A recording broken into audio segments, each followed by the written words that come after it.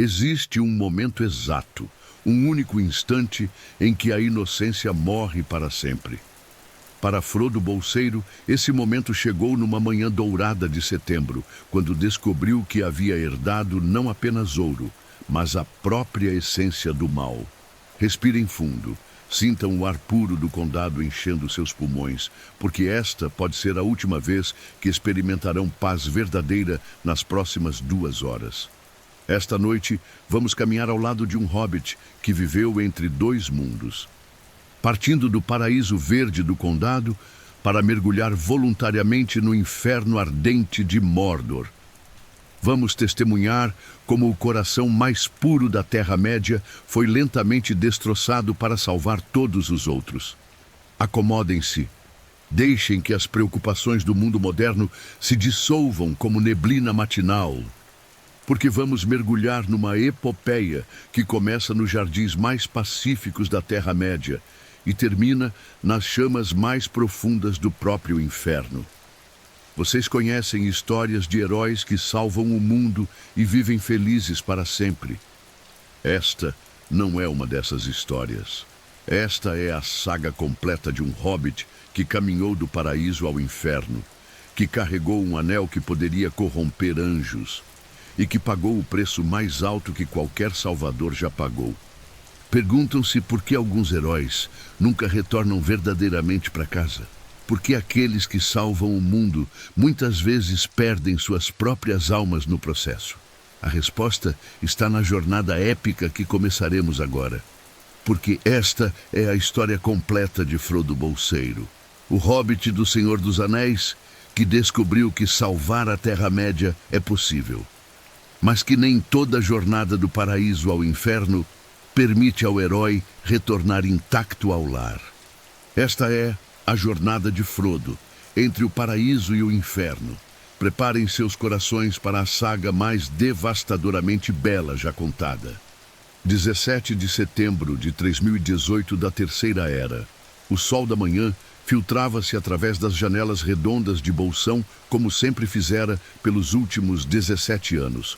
Mas Frodo Bolseiro não sabia que aquela seria a última manhã em que acordaria verdadeiramente em paz.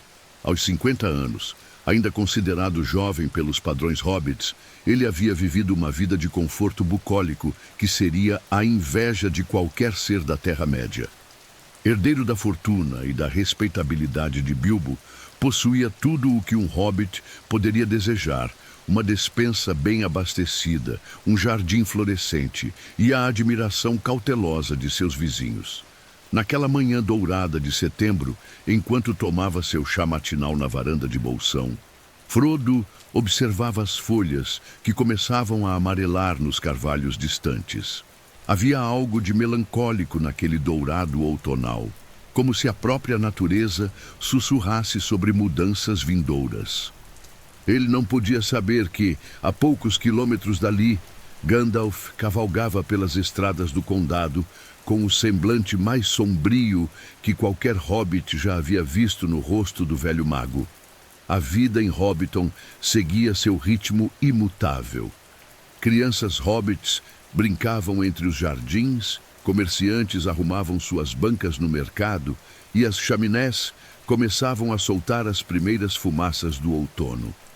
Sam Gamgee trabalhava no jardim de Bolsão como fazia todos os dias, suas mãos calejadas, cuidando com amor das rosas que Bilbo tanto havia prezado.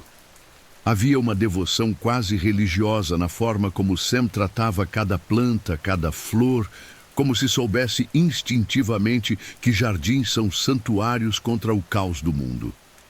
Quando Gandalf finalmente bateu a porta verde de Bolsão, o som ecoou não apenas através da casa, mas através do destino de Frodo como um sino funerário. O mago, que um dia chegara com fogos de artifício e histórias maravilhosas, agora trazia consigo o peso de revelações que destroçariam para sempre a paz daquele lar. Frodo, disse Gandalf, e havia algo na forma como pronunciou o nome que fez o hobbit perceber que sua vida estava prestes a se dividir em 2 partes, antes e depois daquele momento. Precisamos conversar sobre o Anel de Bilbo. O Anel. Aquele objeto dourado que Frodo guardara em um envelope lacrado por 17 anos, seguindo as instruções meio enigmáticas de seu tio. Quantas vezes havia segurado aquele metal morno entre os dedos, admirando como ele parecia pulsar com vida própria. Quantas vezes havia sentido uma estranha compulsão de colocá-lo no dedo, apenas para experimentar aquela sensação única de poder que emanava dele? Gandalf sentou-se na poltrona favorita de Bilbo, aquela poltrona que agora parecia grande demais para qualquer mortal comum, e sua expressão era mais grave do que Frodo jamais havia visto. "Frodo, meu caro hobbit", começou o mago, "o que vou lhe dizer mudará tudo, não há volta. Uma vez que você souber a verdade sobre esse anel, não poderá mais viver na ignorância abençoada que protegeu você todos esses anos." E então, com a precisão de um cirurgião e a gentileza de um pai, Gandalf começou a despedaçar o mundo de Frodo. Contou sobre Sauron, o Senhor das Trevas que despertara em Mordor. Contou sobre os Anéis de Poder, forjados nas fornalhas élficas de Eregion séculos antes do nascimento de qualquer hobbit. Contou sobre o Anel, criado em segredo para controlar todos os outros, e sobre como Bilbo havia encontrado exatamente esse anel perdido nas profundezas das Montanhas Sombrias. "O anel que você herdou", disse Gandalf, e sua voz soava como o vento de inverno através de folhas mortas. "É o próprio coração do poder de Sauron. É a chave de sua força, o núcleo de sua vontade maligna. E agora, depois de séculos perdido, ele chama por seu mestre." Frodo olhou para o anel em sua mão. Quando o havia pego? Não se lembrava de tê-lo tirado do envelope. E pela primeira vez viu nele não um tesouro, mas uma prisão. O ouro não mais brilhava com luz aconchegante, mas pulsava com um fogo interior que parecia queimar sua alma. Letras apareceram na superfície do metal, runas negras que pareciam escritas com fogo líquido. E mesmo sem conhecer a língua negra de Mordor, Frodo compreendeu seu significado. Possessão absoluta. "Ele está procurando", sussurrou Gandalf, e essas palavras caíram no silêncio de Bolsão como pedras em um poço profundo. "Seus serviços estão espalhados por toda a Terra-média. Os Nazgûl cavalgam novamente. E eles virão aqui, Frodo. Eles virão ao condado." Naquele momento, enquanto o fogo crepitava na lareira e o chá esfriava nas xícaras, Frodo compreendeu que sua vida de paz havia acabado. Não por escolha sua, não por desejo de aventura, mas porque o destino havia colocado em suas mãos o objeto mais perigoso de toda a Terra-média. Ele era, a partir daquele instante, não mais Frodo Bolseiro de Bolsão, mas Frodo, o portador do Anel, um título que carregaria até os últimos dias de sua vida. "O que devo fazer?" perguntou, e foi a primeira pergunta verdadeiramente adulta que fizera em toda a sua vida. Gandalf olhou-o com uma mistura de compaixão e admiração que Frodo levaria anos para compreender completamente. "Você deve partir, meu caro hobbit. Deve deixar o condado e levar o anel para longe daqui, porque se ficar, não apenas você será destruído, mas todo o seu povo amado sofrerá por sua causa." E assim, enquanto o sol se punha sobre as colinas verdes do condado, Frodo Bolseiro fez a primeira das muitas escolhas impossíveis que definiriam sua jornada. Escolheu carregar o fardo que destruiria sua paz para salvar a paz de todos os outros. O amanhecer do dia da partida chegou com uma crueldade peculiar aos momentos que sabemos ser definitivos. Frodo havia passado a noite em claro, caminhando pelos cômodos de Bolsão como um fantasma visitando sua própria vida passada. Cada objeto familiar, a poltrona de Bilbo, a lareira onde tantas noites haviam compartilhado histórias, o mapa da Terra-média pendurado na parede, parecia pulsar com memórias que agora doíam como feridas abertas. Sam Gamgee chegou antes do sol nascer completamente, como havia prometido. O jardineiro fiel havia insistido em acompanhar seu senhor Frodo quando soubera da jornada, e nenhum argumento de Gandalf ou súplica de Frodo havia conseguido dissuadi-lo. Você vai precisar de alguém para cuidar de você, havia dito Sam, com aquela obstinação gentil que era sua marca registrada. E se não posso impedi-lo de ir, então vou com o senhor. A verdade, que nenhum dos dois disse em voz alta, era que Sam havia escutado a conversa entre Frodo e Gandalf. Havia estado podando as roseiras sob a janela quando o mago revelara a terrível natureza do anel. E seu coração leal não permitira que permanecesse ignorante do perigo que seu amo enfrentaria. Para Sam, a lealdade não era uma virtude abstrata, mas uma força tão natural quanto a gravidade. Acho que nunca estive tão longe de casa antes, murmurou Sam enquanto ajustava seu embrulho de viagem. Mas havia uma determinação em seus olhos que contradizia a hesitação em sua voz. Para um hobbit como Sam, que havia nascido e vivido toda a sua vida em Hobbiton, a ideia de partir para além das fronteiras do condado era tão aterrorizante quanto saltar de um penhasco. Mas seu amor por Frodo era maior que seu medo. Merry e Pippin apareceram quando os dois se preparavam para partir, e Frodo descobriu, com uma mistura de exasperação e profundo alívio, que seus jovens primos também haviam descoberto seus planos. Merry, sempre o mais perspicaz dos bolseiros, havia notado os preparativos misteriosos e as conversas sussurradas. Pippin, movido mais por curiosidade que por compreensão, simplesmente não podia suportar a ideia de ficar para trás enquanto uma aventura se desenrolava. Você não vai nos deixar para trás, Frodo, declarou Merry com aquele sorriso travesso que sempre pronunciava suas travessuras mais elaboradas. Somos uma família, e famílias enfrentam problemas juntas. Pippin acenou vigorosamente, ainda jovem demais para compreender completamente a gravidade da situação, mas velho o suficiente para reconhecer que seu primo favorito precisava dele. Além do mais, acrescentou com sua lógica hobbit irrepreensível, você vai precisar de alguém para garantir que não se esqueça de comer.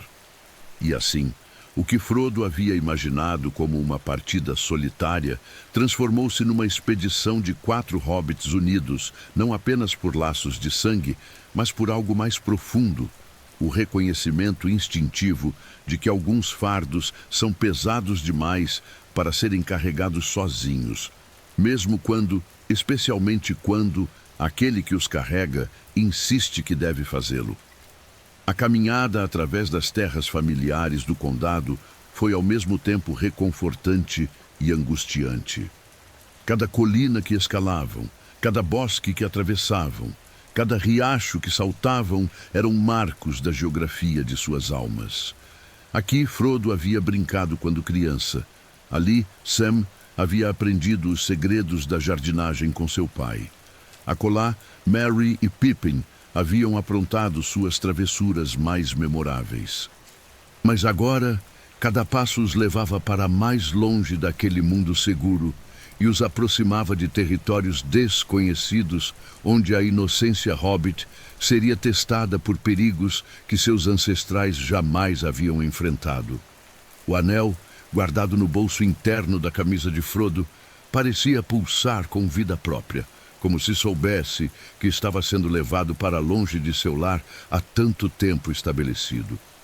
Quando o sol atingiu seu zênite, eles fizeram uma pausa para o almoço às margens de um riacho cristalino que Frodo conhecia desde a infância. Sam distribuiu as provisões que havia preparado com cuidado militar: pão caseiro, queijo curado, maçãs do pomar de Bolsão e aquele presunto defumado que era a especialidade da família Gamgee. Era uma refeição simples, mas carregada com o sabor do lar. Sabe, disse Pippin, mastigando uma maçã com a concentração de um filósofo, sempre me perguntei como seria o mundo além do condado. Papai sempre dizia que era perigoso e cheio de pessoas estranhas, mas talvez não seja tão ruim assim. Merry e Sam trocaram um olhar por cima da cabeça de Pippin. Ambos haviam escutado histórias suficientes dos tempos antigos para saber que o mundo além do condado podia ser infinitamente mais perigoso do que qualquer hobbit conseguia imaginar. Mas também sabiam que Pippin descobriria isso por si mesmo e que sua coragem ingênua seria tão valiosa quanto o conhecimento mais sábio nos dias que viriam. Frodo comeu em silêncio, observando seus companheiros com uma mistura de gratidão e culpa que se tornaria familiar nos meses seguintes. Eles haviam escolhido compartilhar seu destino, mas ele sabia, mesmo que eles ainda não soubessem, que essa escolha os levaria a lugares onde nem a coragem hobbit, nem o amor familiar poderiam garantir sua segurança. Quando retomaram a caminhada pela tarde, as colinas familiares do condado começaram a dar lugar a paisagens mais selvagens. As estradas bem cuidadas transformaram-se em trilhas mal definidas. As casas hobbits confortáveis desapareceram, substituídas por bosques densos onde as sombras pareciam se mover com vida própria. E foi então, quando as primeiras estrelas começaram a aparecer no céu púrpura do crepúsculo, que Frodo ouviu pela primeira vez o som que assombraria seus sonhos pelo resto da vida. O relinchar distante de um cavalo negro carregado de malícia e fome antigas. Onde quer que estivessem os cavaleiros negros naquele momento, eles não estavam mais em Mordor. A caçada havia começado. A escuridão da primeira noite longe do condado chegou como uma criatura viva, rastejando entre as árvores com dedos de sombra que pareciam alcançar os 4 hobbits com intenções malévolas. Eles haviam encontrado abrigo em uma pequena clareira cercada por carvalhos antigos, mas o que deveria ter sido um refúgio seguro transformara-se em uma armadilha de ansiedade crescente. Sam havia acendido uma pequena fogueira, pequena demais para atrair atenção indesejada, grande o suficiente para afastar o frio que havia descido sobre eles como uma maldição. As chamas dançavam nervosamente, como se também sentissem a presença de algo antinatural na floresta. Merry e Pippin haviam tentado manter o ânimo elevado com canções e histórias, mas suas vozes soavam forçadas no silêncio opressivo que os cercava. Frodo não conseguia se livrar da sensação de que estavam sendo observados. Era mais que paranoia. Era o instinto primitivo de uma presa que sente o predador se aproximando. O anel em seu peito parecia queimar com frieza. Um paradoxo que o fazia compreender que sua natureza contradizia todas as leis naturais. Cada batida de seu coração ecoava como um tambor de guerra, chamando por atenções que ele desesperadamente desejava evitar.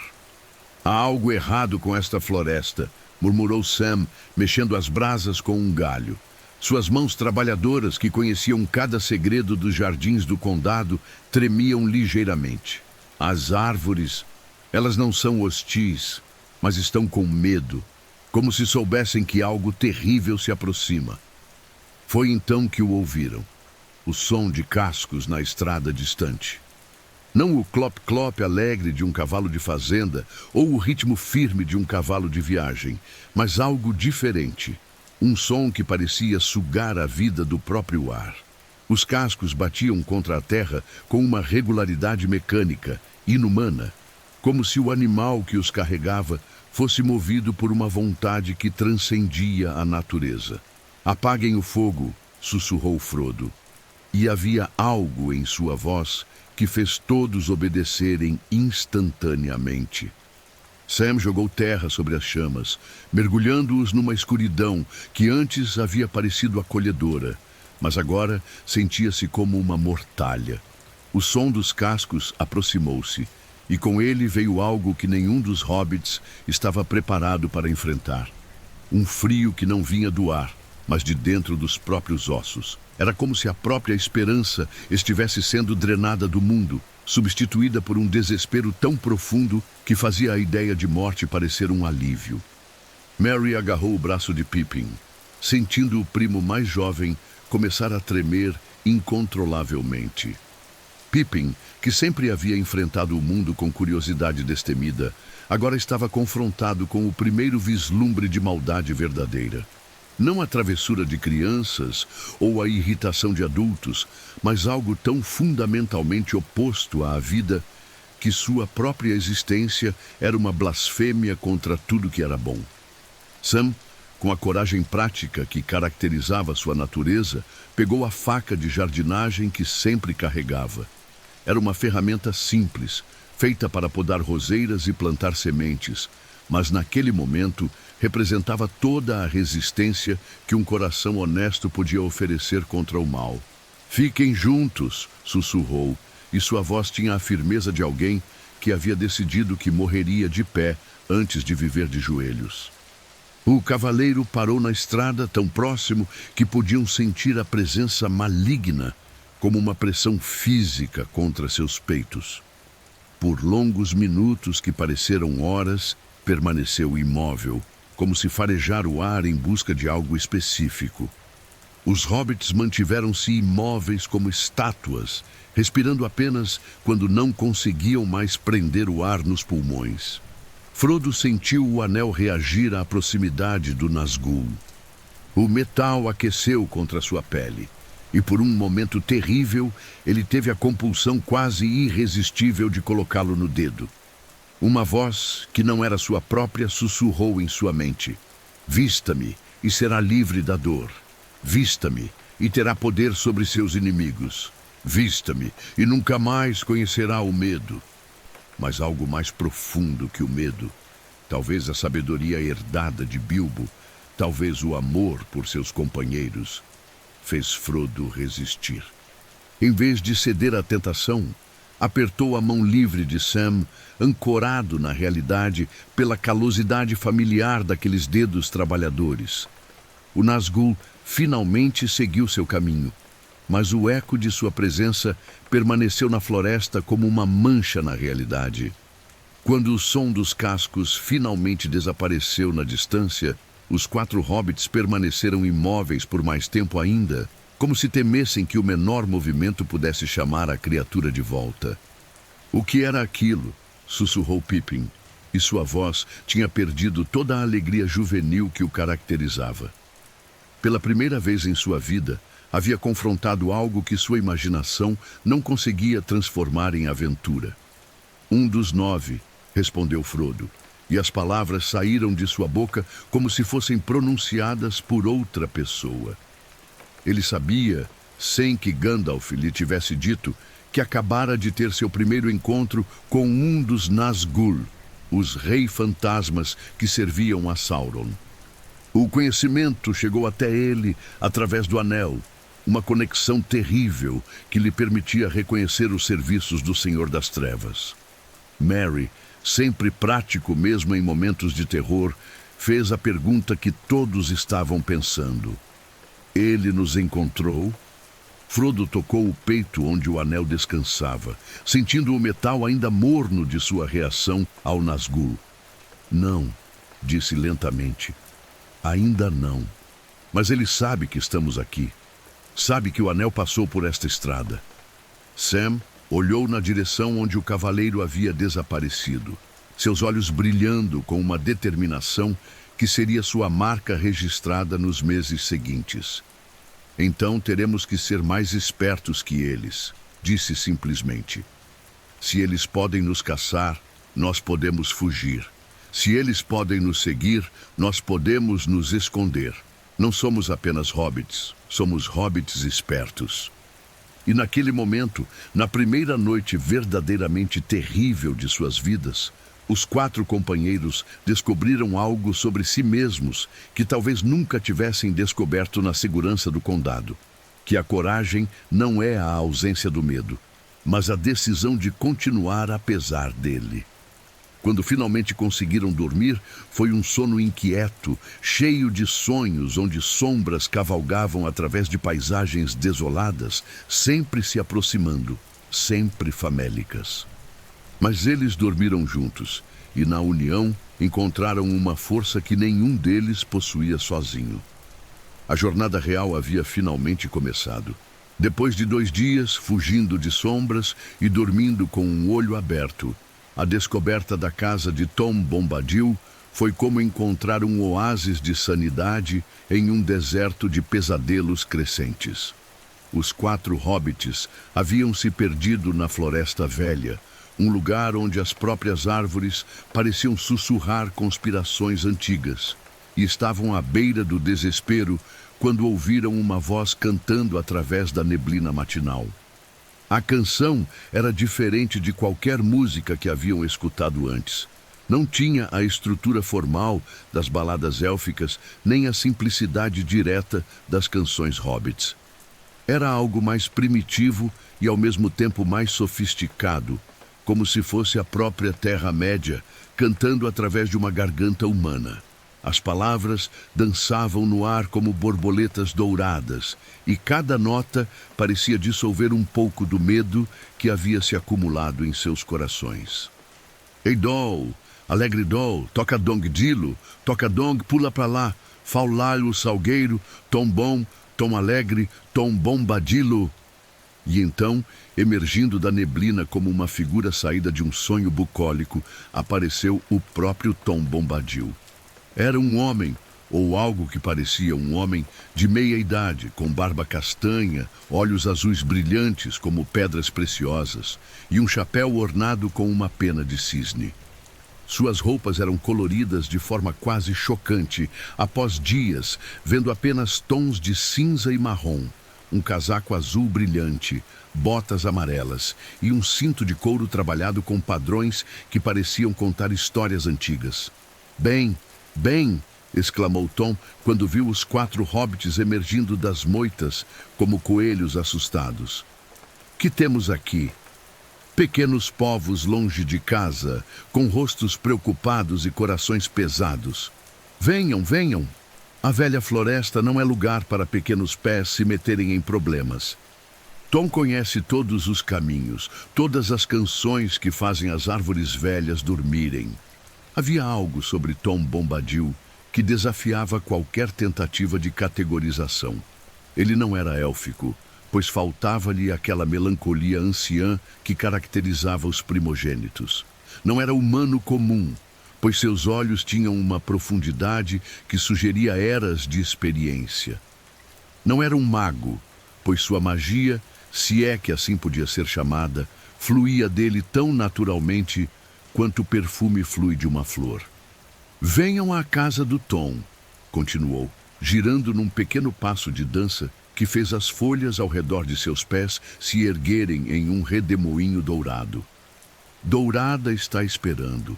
Ela sempre sabe quando chegam visitantes. Ela preparou um banho quente e uma mesa farta, e há camas macias onde pequenos povos podem descansar sem medo. A menção de Dourada, Goldberry, a filha do rio, fez os olhos de Tom brilharem com uma ternura que transformou completamente sua face jovial.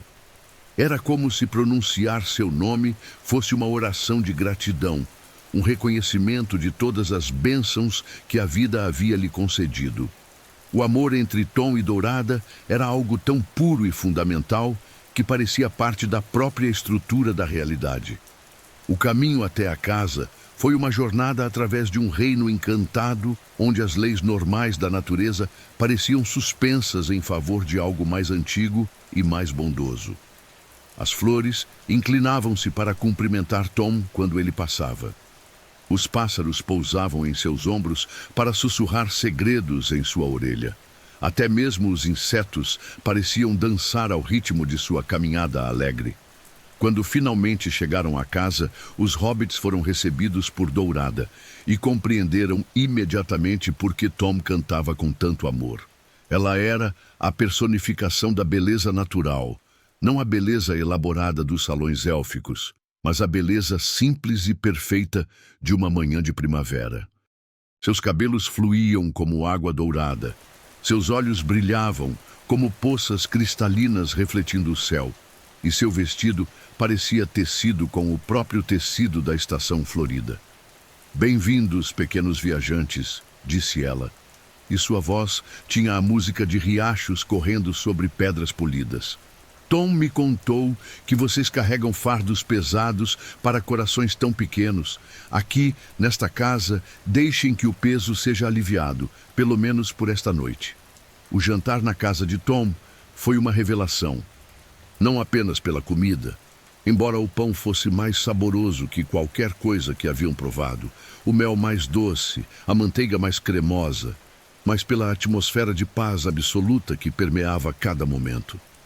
Ali, cercados pela risada de Tom e pela graça serena de Dourada, os 4 hobbits conseguiram, pela primeira vez desde que deixaram o condado, simplesmente existir sem medo. Tom falou de muitas coisas durante o jantar, mas sempre de forma indireta, como se os grandes eventos da Terra-média fossem apenas parte de um padrão maior que ele compreendia sem precisar explicar. Mencionou o Senhor das Trevas acordando, com a mesma naturalidade com que falaria sobre a mudança das estações. Referiu-se aos Cavaleiros Sombrios cavalgando como se fossem apenas outra manifestação dos ciclos eternos que governavam o mundo. Mas foi quando Frodo, movido por um impulso que ele mesmo não compreendeu completamente, mostrou o anel a Tom, que descobriram algo verdadeiramente extraordinário. Tom pegou o anel sem hesitação, examinou-o com curiosidade casual, e então, para o horror absoluto de Frodo, colocou-o no dedo. Nada aconteceu. Tom não desapareceu, não se transformou, não foi dominado por alguma força terrível. Simplesmente riu, tirou o anel e o jogou no ar como se fosse uma moeda comum antes de devolvê-lo a Frodo. Um belo anel, comentou alegremente. Mostra uma mão linda, mas Tom Bombadil não é dono dele, assim como não é dono da floresta, nem da água, nem da colina. Tom é simplesmente Tom, e sempre foi assim desde que as primeiras gotas de chuva caíram e as primeiras folhas brotaram. Naquele momento, Frodo compreendeu que havia encontrado o único ser na Terra-média que era completamente imune ao poder do Anel. Tom existia numa esfera própria, governado por leis que precediam a própria criação dos Anéis de Poder. Ele era, de certa forma, o coração inocente da Terra-média. Aquela parte da criação que permanecia intocada pela corrupção, porque nunca havia desejado poder sobre qualquer coisa. Aquela noite, pela primeira vez desde que soubera a verdade sobre o Anel, Frodo dormiu sem pesadelos.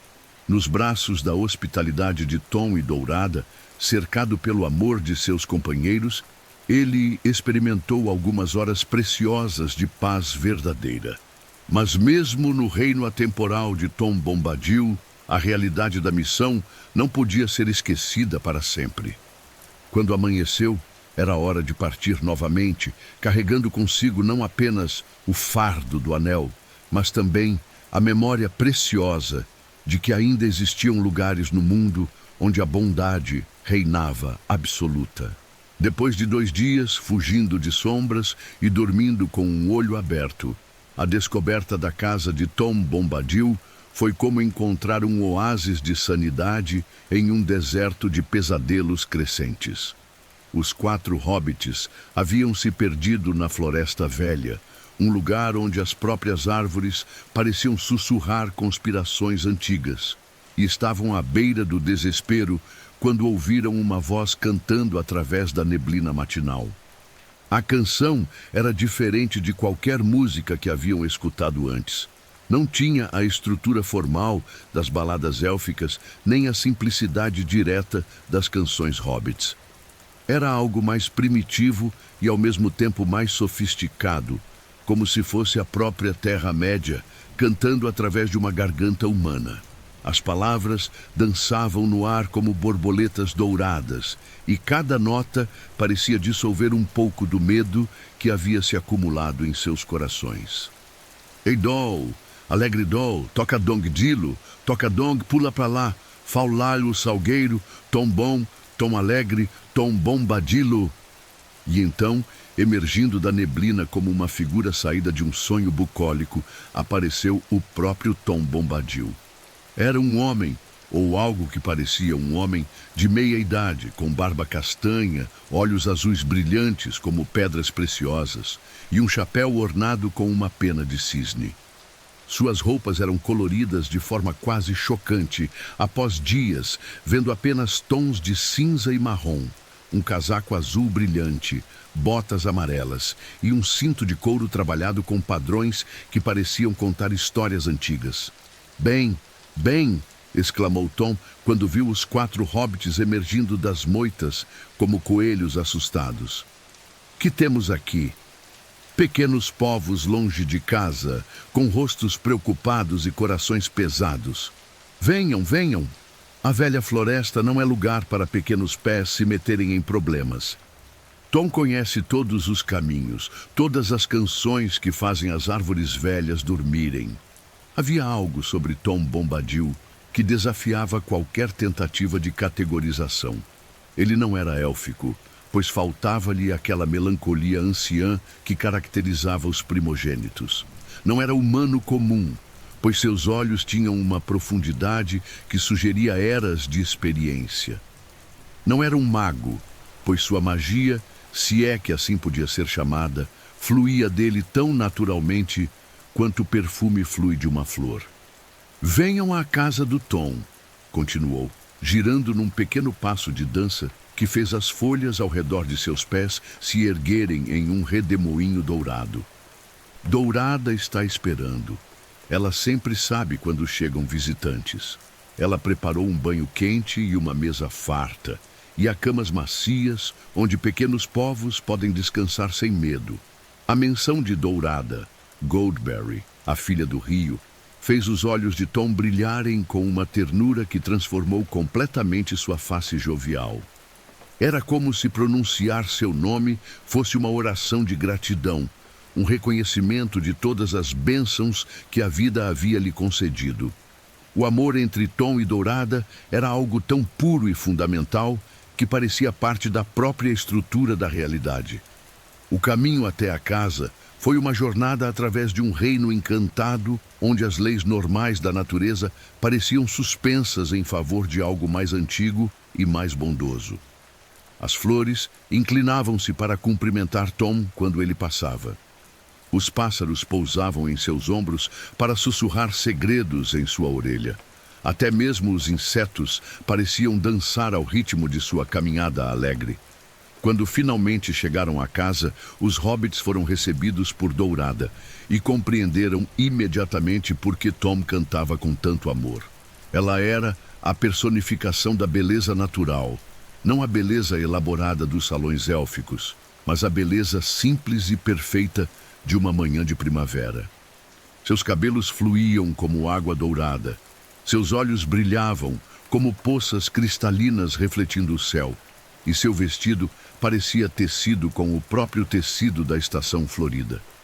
"Bem-vindos, pequenos viajantes", disse ela, e sua voz tinha a música de riachos correndo sobre pedras polidas.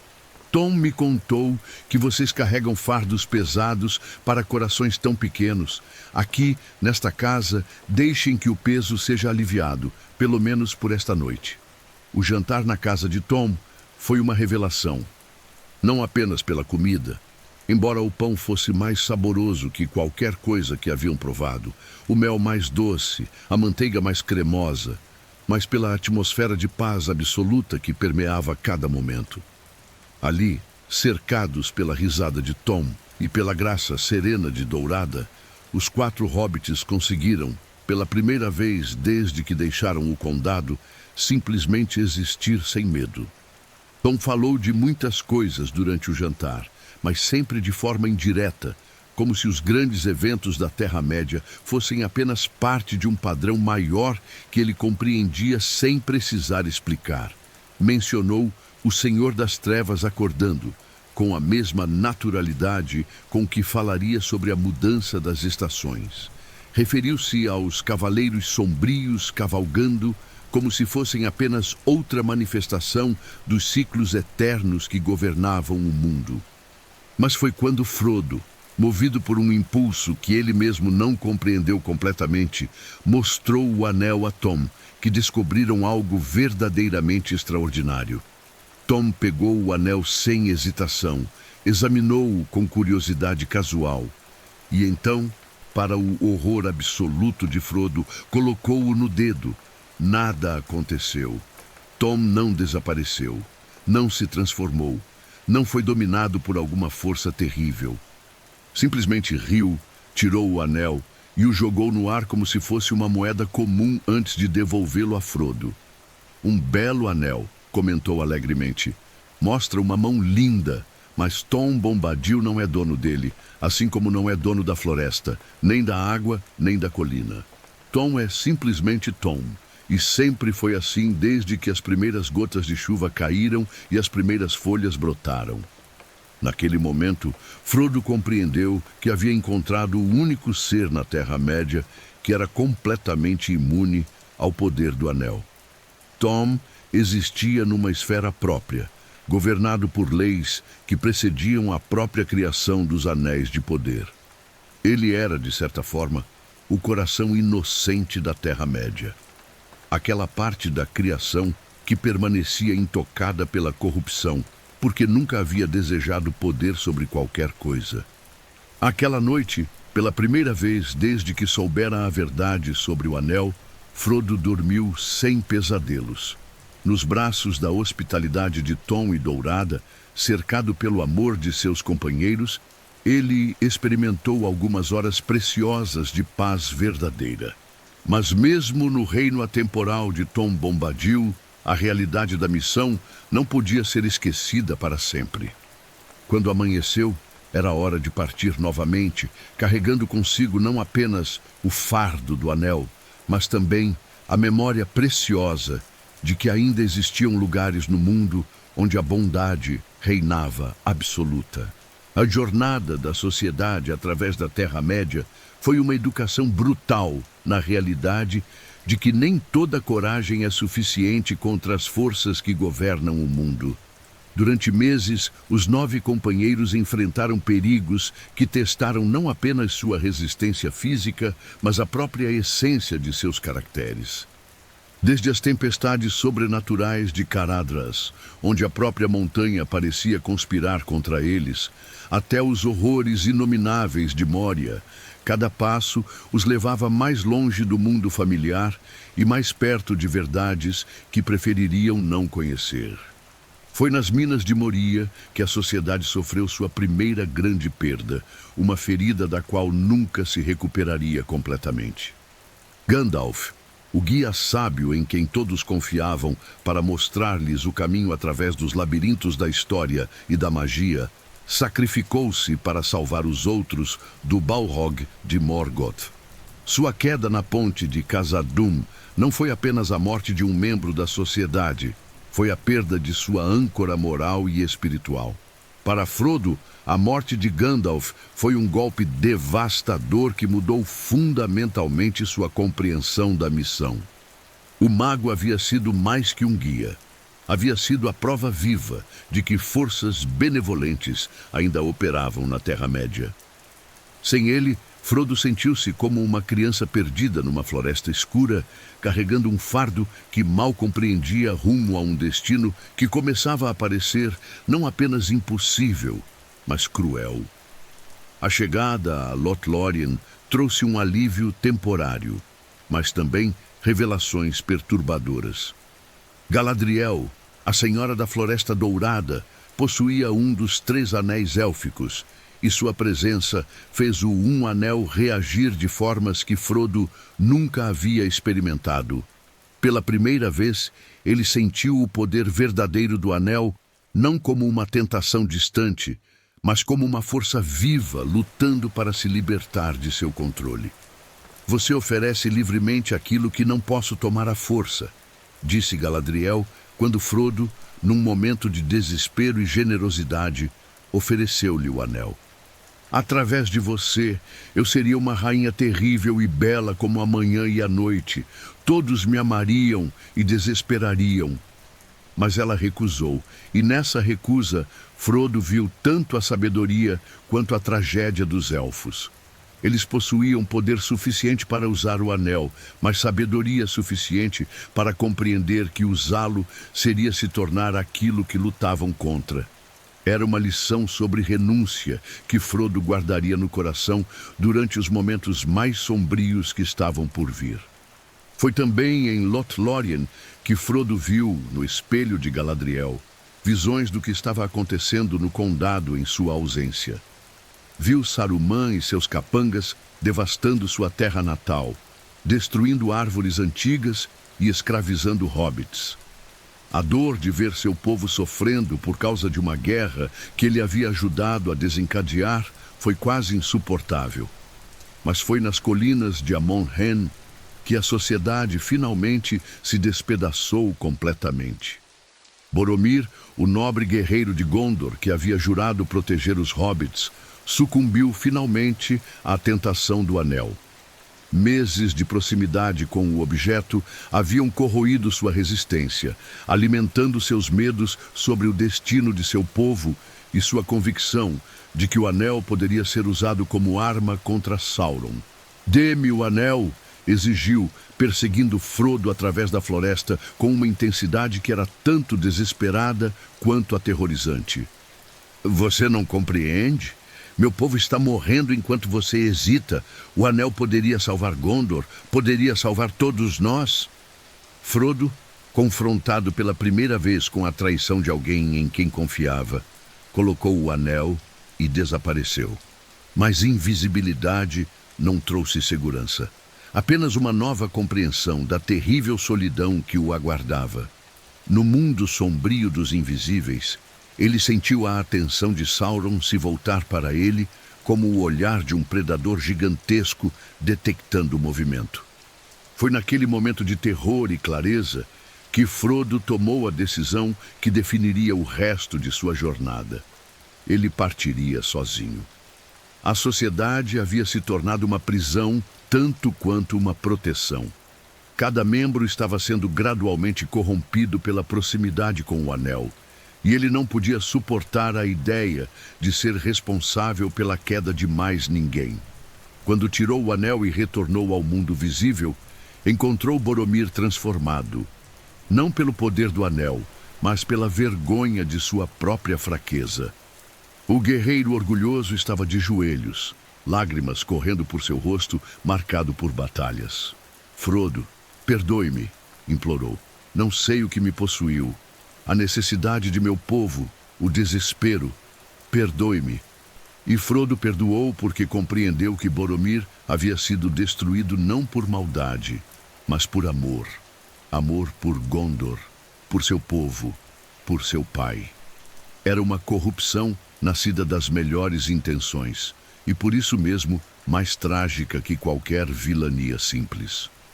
Enquanto os outros membros da sociedade lutavam contra os Uruk-hai que atacavam Amon-Hen, Frodo escorregou silenciosamente até o rio. Ali, sozinho com seus pensamentos pela primeira vez em meses, tomou a decisão mais difícil de sua vida. Abandonaria todos aqueles que amava para protegê-los de si mesmo. Sam, é claro, descobriu seus planos. O jardineiro fiel, que havia prometido não abandonar Frodo, cumpriu sua palavra da forma mais literal possível.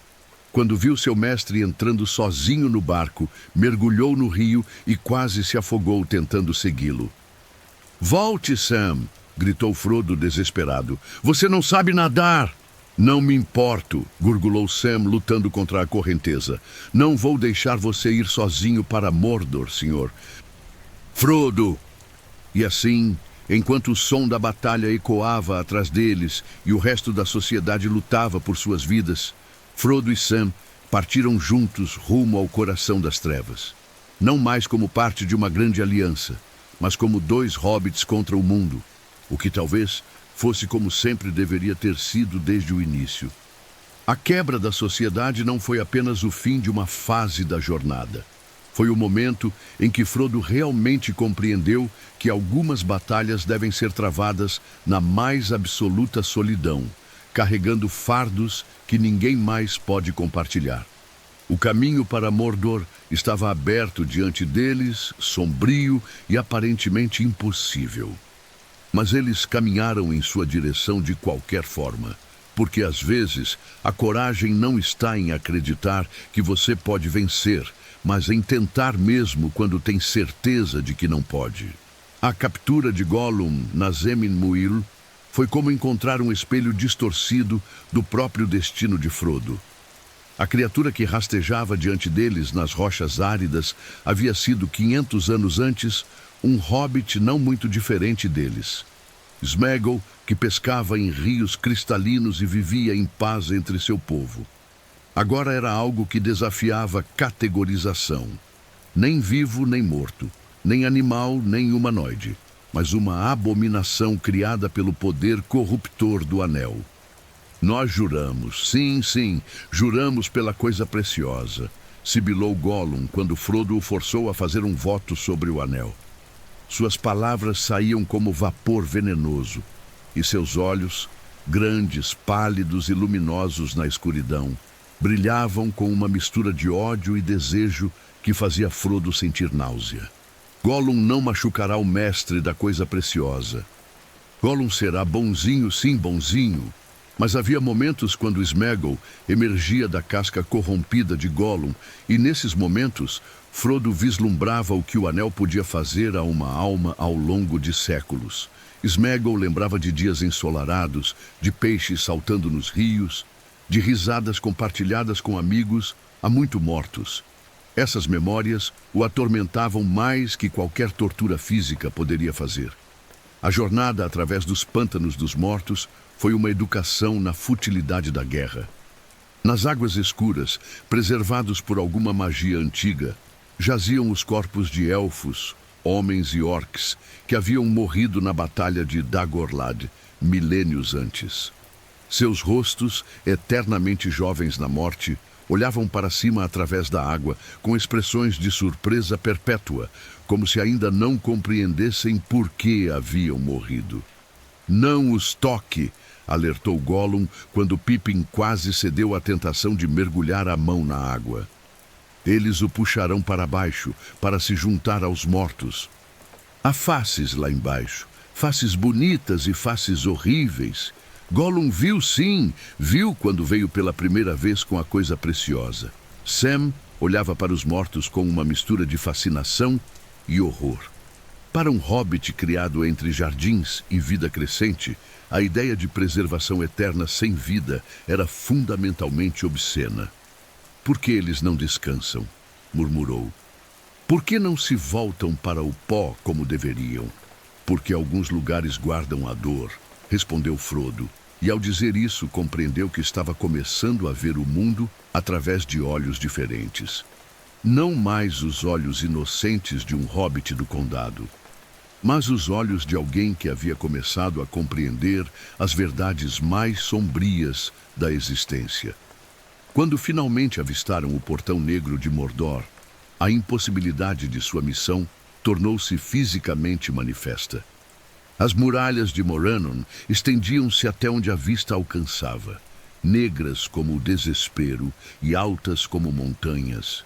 Guardas orcs patrulhavam as ameias em formações perfeitas, e o próprio ar ao redor da fortaleza parecia envenenado pela malícia concentrada.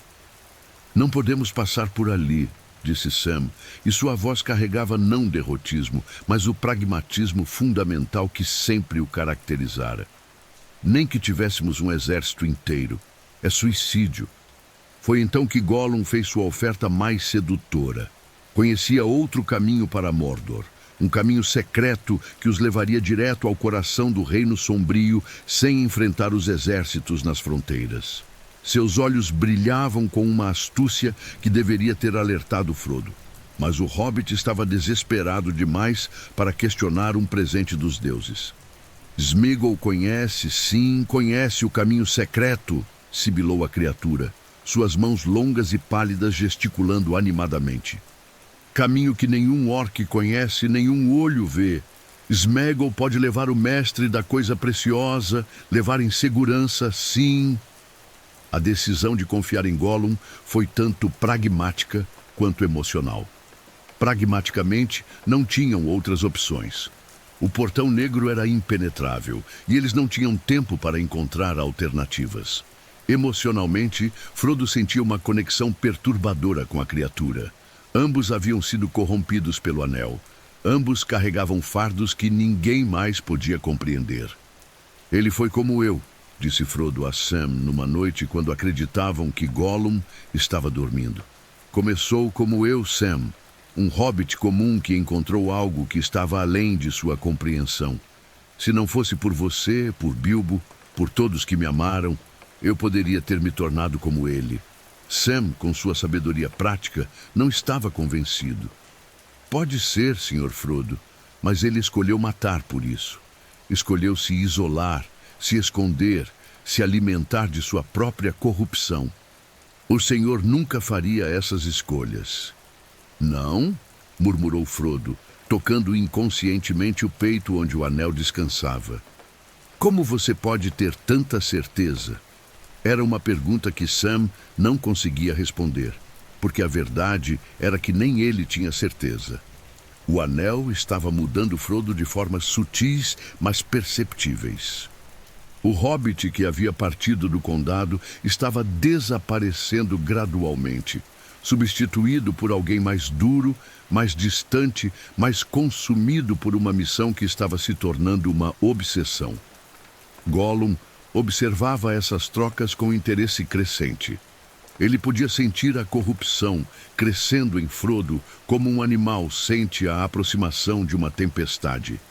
E em sua mente dividida, tanto Gollum quanto Sméagol faziam planos. Gollum planejava traição e recuperação de sua coisa preciosa.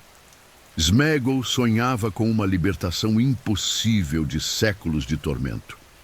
Talvez, sussurrava Sméagol para si mesmo nas horas antes do amanhecer. Talvez, se formos bonzinhos, se ajudarmos, talvez o mestre nos liberte da coisa preciosa. Talvez possamos pescar novamente nos rios limpos. Mas Gollum sempre respondia com sua malícia sibilante. Nós queremos ela de volta, queremos nossa coisa preciosa. Eles a roubaram de nós, roubaram nosso tesouro. Vamos pegar de volta, sim, pegar de volta e fazer eles pagarem.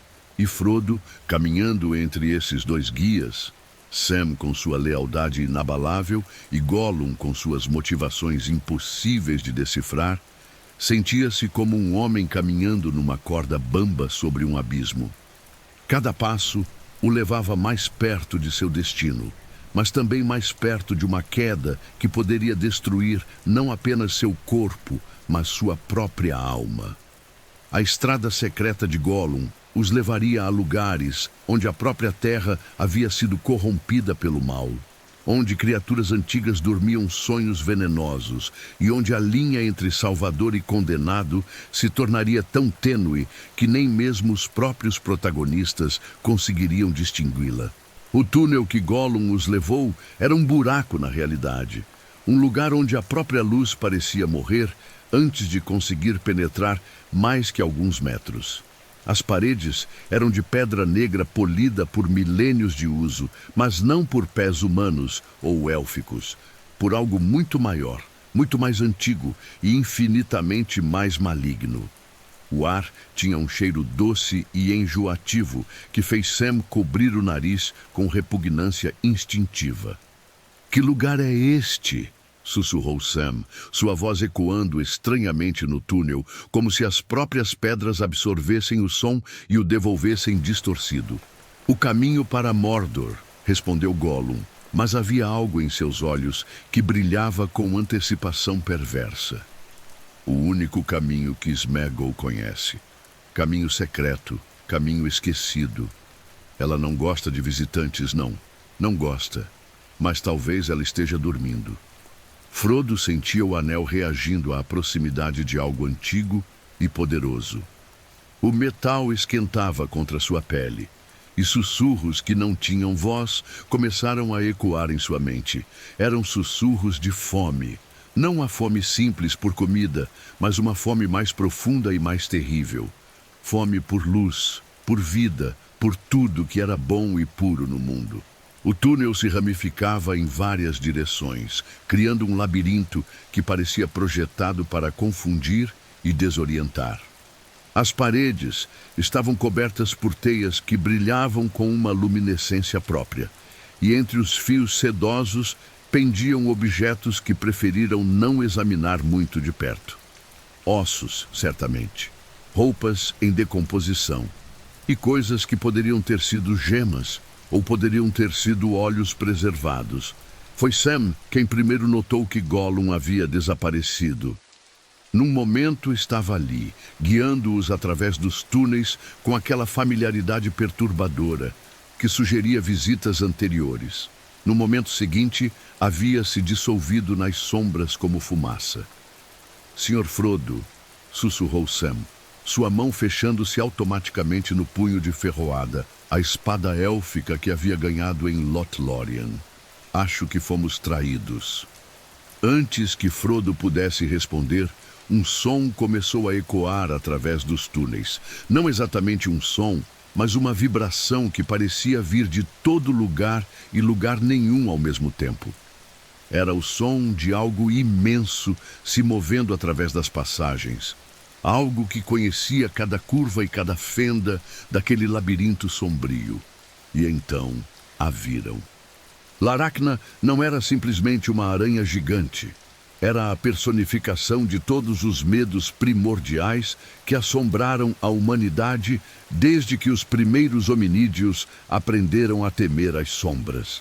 Seus olhos, múltiplos e multifacetados, brilhavam com uma inteligência maligna que havia observado a ascensão e queda de impérios. Suas patas, cada uma do tamanho de uma árvore, moviam-se com uma graça terrível que transformava cada passo numa dança mortal. Ela havia sido antiga quando Sauron era jovem. Havia tecido suas teias nas profundezas da terra, quando os elfos ainda davam seus primeiros passos sob as estrelas. Era filha de Ungoliant, a devoradora de luz que havia ajudado Melkor a destruir as duas árvores de Valinor. Em suas veias corria a mesma fome primordial que havia consumido a própria criação. A luz, murmurou Frodo, e sua voz soava distante, mesmo para seus próprios ouvidos. Ela odeia a luz. Sam não hesitou. Sacou o frasco de Galadriel, o presente que a senhora de Lothlórien havia dado a Frodo contendo a luz de Erendil, e o ergueu como uma tocha. A luz que emanou do cristal era mais que iluminação física. Era a própria essência da esperança feita manifesta. Um fragmento da luz que havia brilhado antes da criação das sombras. Laracna recuou com um sibilar de ódio que fez as paredes do túnel tremerem. Não era medo que a fazia recuar. Criaturas como ela estavam além do medo. Era repulsa instintiva. A reação de algo nascido nas trevas ao confrontar sua antítese absoluta. "Para trás!" gritou Sam, avançando com o frasco erguido. "Para trás! Aberração! Você não terá nenhum de nós!" Frodo observava a coragem de Sam com uma mistura de admiração e desespero. O jardineiro simples havia se transformado num guerreiro, não através de treinamento ou magia, mas através do poder transformador do amor. Seu amor por Frodo havia despertado nele reservas de coragem que nem ele sabia possuir. A batalha que se seguiu foi mais que um confronto físico. Foi um choque entre duas filosofias fundamentais da existência. De um lado, Laracna representava a fome eterna, o desejo de consumir e destruir tudo que era diferente de si mesma. Do outro, Sam e Frodo representavam algo que ela não conseguia compreender, a disposição de sacrificar-se por outro.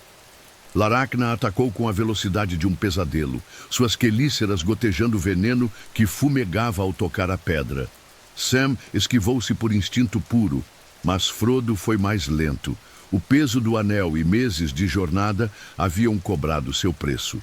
A aranha gigante o atingiu com uma de suas patas, jogando-o contra a parede do túnel. Senhor Frodo! Gritou Sam, dividido entre ajudar seu mestre e manter Laracna afastada. A luz de Galadriel pulsava em suas mãos como um coração luminoso, mas ele podia sentir que estava enfraquecendo. Mesmo a luz das estrelas não podia brilhar para sempre contra as trevas primordiais. Foi quando Laracna investiu para o ataque final que Sam tomou a decisão que definiria o resto de sua vida. Em vez de recuar ou tentar uma defesa desesperada, ele avançou direto contra a criatura. Ferroada brilhando com luz élfica, gritando não palavras de guerra ou desafio, mas simplesmente o nome de quem amava. Frodo! A lâmina encontrou o abdômen de Laracna, penetrando através da carapaça antiga que havia resistido a espadas de reis élficos. Não foi habilidade que guiou o golpe, mas algo mais poderoso. O amor puro de um coração simples, canalizado através de uma arma forjada por aqueles que compreendiam que algumas batalhas só podem ser vencidas pela luz. Laracna soltou um grito que não era som, mas pura malícia feita audível. Ela recuou para as profundezas de seu covil, ferida mas não morta. Criaturas como ela eram difíceis demais de matar, antigas demais para serem destruídas por qualquer arma mortal. Mas quando Sam se virou para verificar Frodo, encontrou seu mestre imóvel, uma expressão de paz estranha em seu rosto. Não havia feridas visíveis, nenhum sangue, mas Frodo não respirava. O ferrão de Laracna havia encontrado seu alvo, injetando não morte, mas algo pior.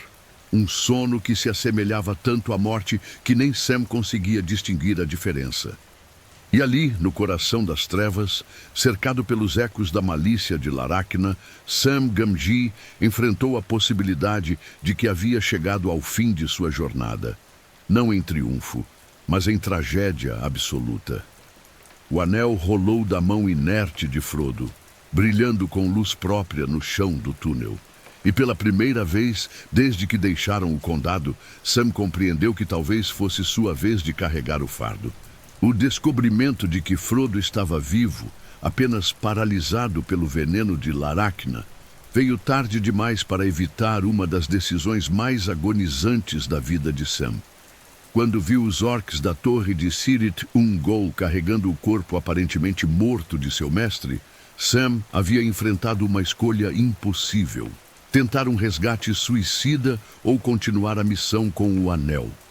Por algumas horas terríveis, Sam Gamgee carregou o Anel, e nessas horas compreendeu de forma visceral o que Frodo havia enfrentado durante meses. O anel não apenas tentava controlá-lo, sussurrava visões de grandeza que eram especificamente adaptadas aos seus desejos mais profundos. Mostrou-lhe um condado transformado sob sua liderança, jardins que cobriam toda a Terra-média, uma terra onde cada planta crescia perfeita sob seu cuidado amoroso. Você poderia ser Sam, o forte, sussurrava a voz sem voz do anel. Sam, o senhor dos jardins, toda a Terra-média floresceria sob suas mãos. Nenhuma planta morreria, nenhuma estação seria cruel, nenhum solo seria estéril. Era uma tentação calculada para atingir o coração de quem amava a vida crescente mais que qualquer outra coisa. Mas Sam possuía algo que o anel não conseguia compreender ou corromper. Uma humildade tão profunda que era praticamente imune à grandeza. Ele não queria governar jardins, queria apenas cuidar deles. A infiltração na torre de Cirith Ungol tornou-se possível através de uma ironia amarga. Os próprios orcs haviam se destruído em sua ganância. Dois grupos diferentes, os espectros da torre e os rastreadores de Minas Morgul, haviam brigado pela armadura mithril de Frodo e pelos tesouros élficos dos hobbits. A batalha resultante havia deixado a torre quase vazia, com apenas alguns sobreviventes traumatizados escondidos nos níveis superiores. Sam encontrou Frodo nu e inconsciente numa cela no topo da torre, despido de tudo, exceto da corrente que havia carregado o anel. Ver seu mestre reduzido àquela condição despertou em Sam uma fúria que ele não sabia possuir. Não a raiva quente da batalha, mas a ira fria de quem viu alguém amado ser humilhado além de qualquer perdão. Senhor, Frodo, sussurrou, tocando gentilmente o rosto pálido. Senhor Frodo, sou eu. Sam, vim buscá-lo. Quando Frodo finalmente despertou, seus primeiros pensamentos foram para o anel. A expressão de pânico que cruzou seu rosto quando percebeu que não estava mais com ele revelou o quanto a corrupção havia progredido. Por um momento terrível, Sam viu nos olhos de Frodo a mesma fome desesperada que havia visto nos olhos de Gollum. Onde está? Perguntou Frodo, sua voz rouca de desuso e medo. Onde está o anel? Aqui, Sr. Frodo, disse Sam, tirando a corrente de dentro de sua camisa. Cuidei dele para o Senhor. O momento em que Sam devolveu o anel foi carregado de significados não ditos. Frodo compreendeu que Sam havia carregado voluntariamente o fardo mais perigoso da Terra-média e voluntariamente o havia devolvido.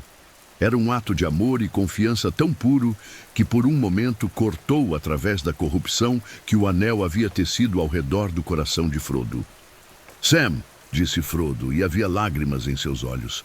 Sam, meu querido Sam, como posso agradecer? Não precisa, Sr. Frodo, respondeu Sam simplesmente. Só precisa terminar isso. Estamos quase lá, quase no fim. Vamos terminar juntos. A fuga da torre foi uma corrida contra o tempo e contra as probabilidades. Disfarçados com armaduras de orcs retiradas dos mortos, os dois hobbits desceram as escadas que levavam às planícies de Mordor. Cada passo os levava mais fundo no coração do reino de Sauron, onde o próprio ar era venenoso e onde a esperança era um conceito estrangeiro.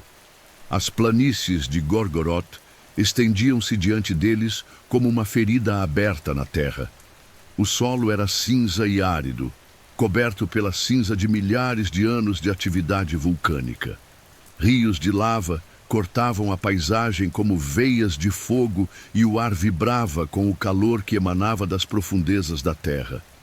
No horizonte, dominando tudo, erguia-se o Monte da Perdição, Orodruin, a Montanha do Fogo onde o Um Anel havia sido forjado.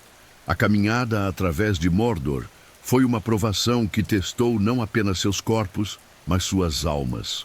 O anel tornava-se mais pesado a cada passo que os aproximava de seu lugar de origem, como se lutasse contra sua própria destruição. Frodo começou a ficar fisicamente curvado sob seu peso, movendo-se como um homem carregando uma montanha nos ombros. Sam observava a deterioração de seu mestre com crescente angústia.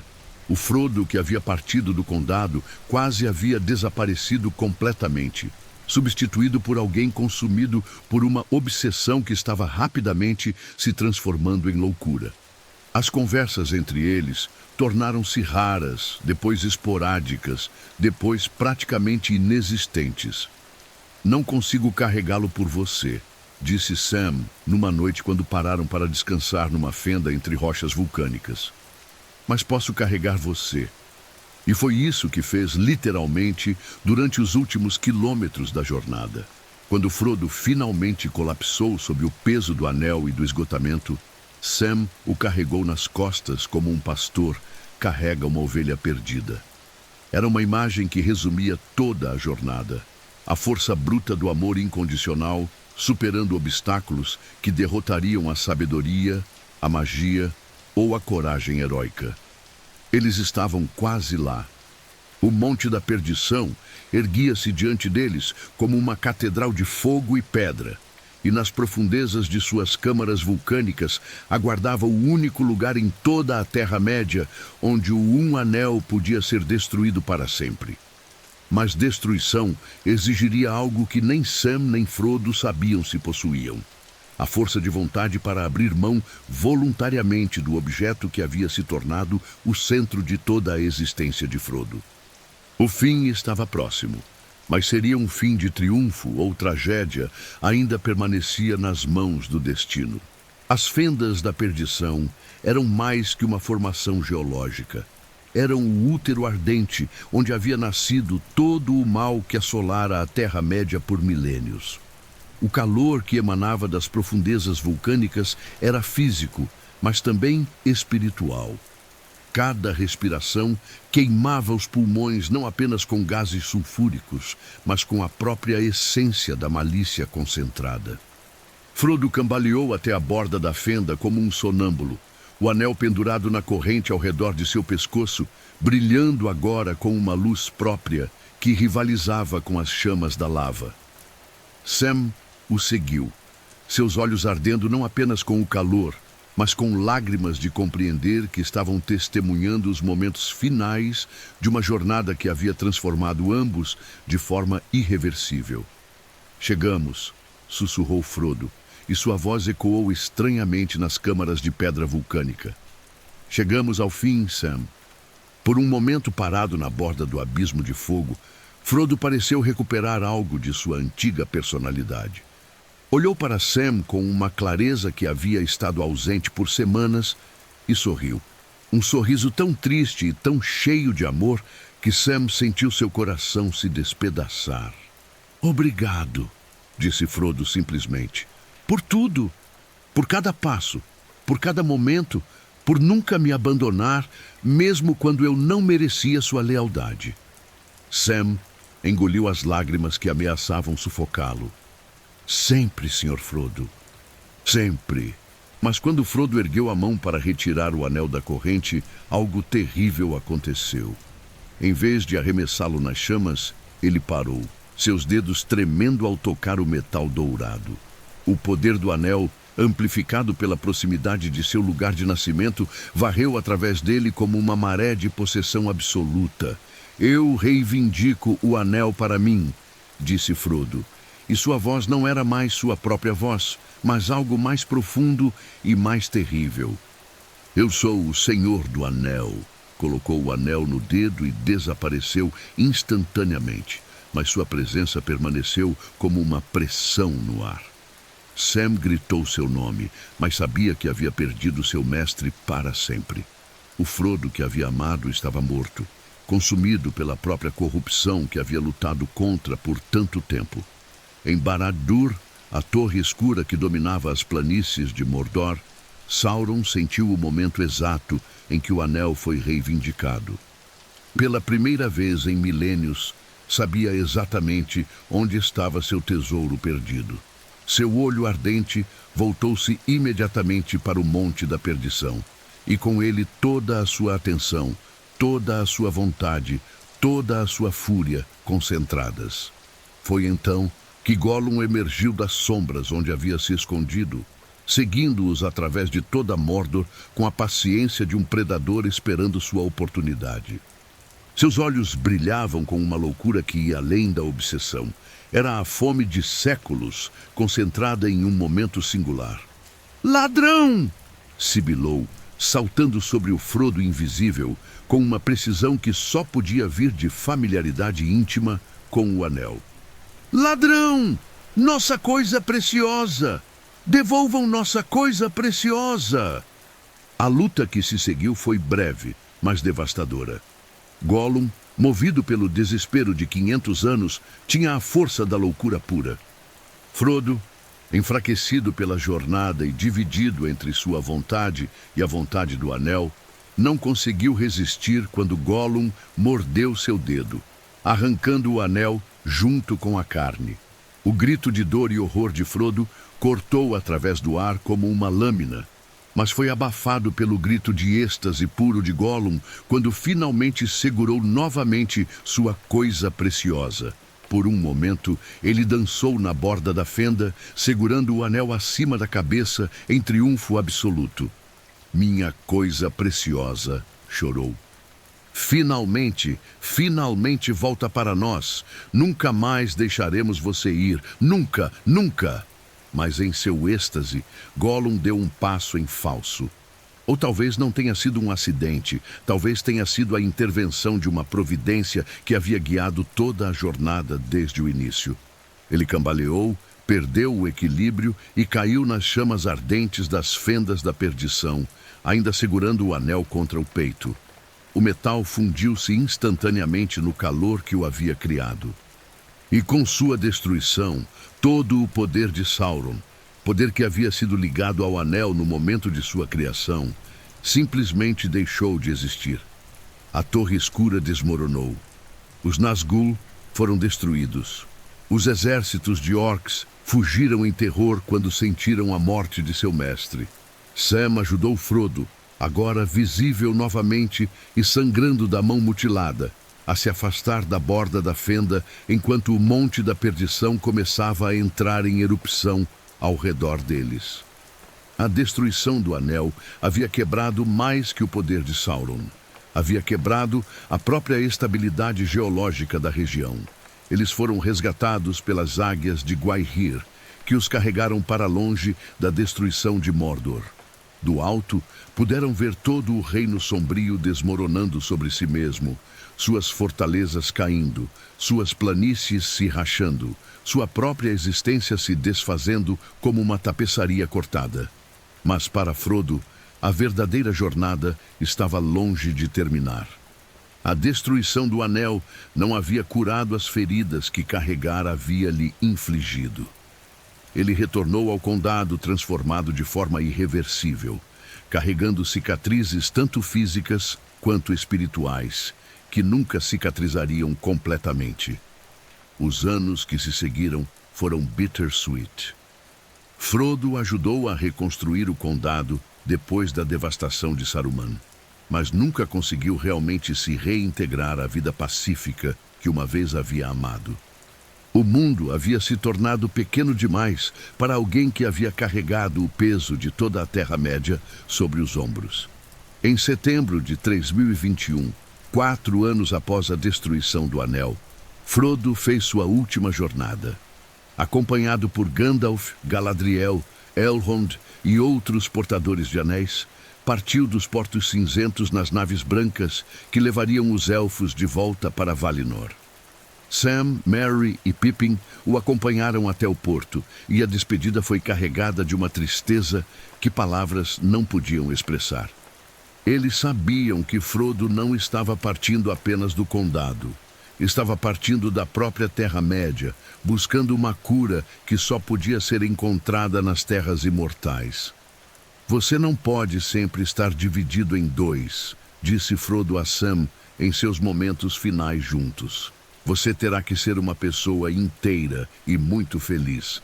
Você tem tanto com que ser feliz, tanto diante de você. E então, Frodo partiu, levando consigo as feridas que havia sofrido para salvar o mundo. Sua jornada havia começado com a inocência de um hobbit que nunca havia saído de casa. Terminou com a partida de alguém que havia sacrificado sua própria capacidade de felicidade para preservar a felicidade de todos os outros. Sam retornou para casa, para Rose Cotton e para os filhos que teriam, para uma vida de jardins e paz que Frodo havia tornado possível. Merry e Pippin tornaram-se líderes de seus povos, carregando consigo as lições de coragem aprendidas na estrada. E a Terra-média floresceu numa era de paz que duraria gerações.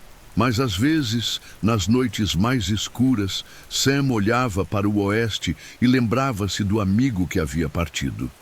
E em sua memória, preservava a verdade mais profunda de toda a jornada: que o amor verdadeiro está disposto a carregar qualquer fardo, enfrentar qualquer perigo e fazer qualquer sacrifício para proteger aquilo que ama. A história de Frodo Bolseiro havia terminado, mas seu legado, a prova de que até os menores entre nós podem mudar o curso da história quando possuem coragem suficiente para tentar, viveria para sempre nas canções dos bardos e no coração de todos que ouvissem sua história. A história nos ensina que verdadeiros heróis raramente recebem as recompensas que merecem nesta vida. Frodo Bolseiro carregou o peso do mundo e recebeu como prêmio feridas que nunca cicatrizaram e uma alma que nunca mais encontrou paz completa na Terra-média. Mas seu sacrifício não foi em vão. Gerações de hobbits cresceram livres porque um pequeno hobbit escolheu carregar um fardo que poderia ter destruído qualquer um. A Terra-média floresceu numa primavera eterna porque alguém teve coragem de caminhar voluntariamente em direção ao inverno mais sombrio. E o amor verdadeiro, o amor que Sam demonstrou por Frodo, que Frodo demonstrou por todos os povos livres, provou ser mais forte que toda a malícia de Sauron. Nas noites tranquilas do condado, quando as crianças se reúnem ao redor das lareiras e pedem histórias de tempos antigos, ainda se conta a lenda do portador do anel.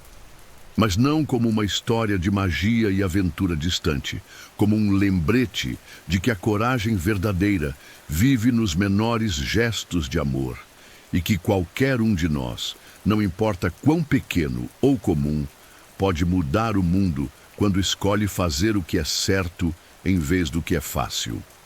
E assim, enquanto as estrelas brilham sobre a Terra-média em paz, a memória de Frodo Bolseiro permanece como uma luz eterna. Uma prova de que mesmo nas trevas mais profundas, sempre existe esperança para aqueles corajosos o suficiente para procurá-la. Agora, podem descansar, aventureiros. A história chegou ao fim, mas sua luz permanece acesa em todos os corações que escolhem amar mais que odiar, proteger mais que conquistar e sacrificar-se mais que se preservar. Que seus sonhos sejam tão pacíficos quanto os jardins que Sam cultivou, e tão cheios de esperança quanto as naves que levaram Frodo para além do mar. Nem todos que vagueiam estão perdidos, e das cinzas renascerá o fogo. Das sombras brotará uma luz. Renovada será a lâmina que se quebrou. Bons sonhos, aventureiros. Bons sonhos, aventureiros.